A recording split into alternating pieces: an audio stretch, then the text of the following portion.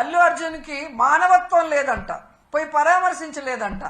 మరి నీ అభిమానులు నీ కోసం గేమ్ చేంజర్ ప్రీ రిలీజ్ ఈవెంట్కి వచ్చి ఇద్దరు చనిపోతే మణికంఠ చరణ్ అని ఇన్ని రోజులు అవుతున్నా ఒక్కరి మీద కేసు లేదు, ఒక్కరిని అరెస్ట్ చేయలేదు. నిన్న నువ్వు పిఠాపురానికి వెళ్ళి ఆ కుటుంబాన్ని పిలిపించి కూడా వాళ్ళని కలవకుండా, వాళ్ళని పరామర్శించకుండా వాళ్ళని అవమానించావు. మరి నీకు మానవత్వం ఉందా అని నేను ప్రశ్నిస్తున్నా.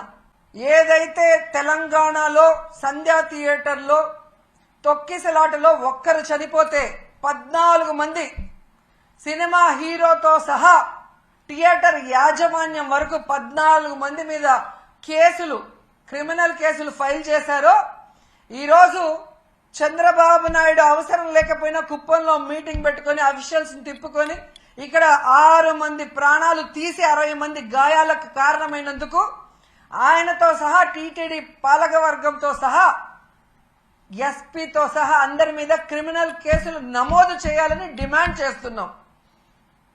ఈ దేశంలో ఉన్న అన్ని న్యాయస్థానాల్ని కోరుతున్నాం.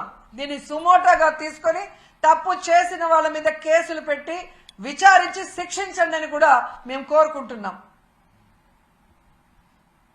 ఎంత బాధాకరం అంటే, నా చిన్నప్పటి నుంచి చూస్తున్నాను, కొండ మీద ఇంత తక్కువ జనం ఎప్పుడూ లేరు.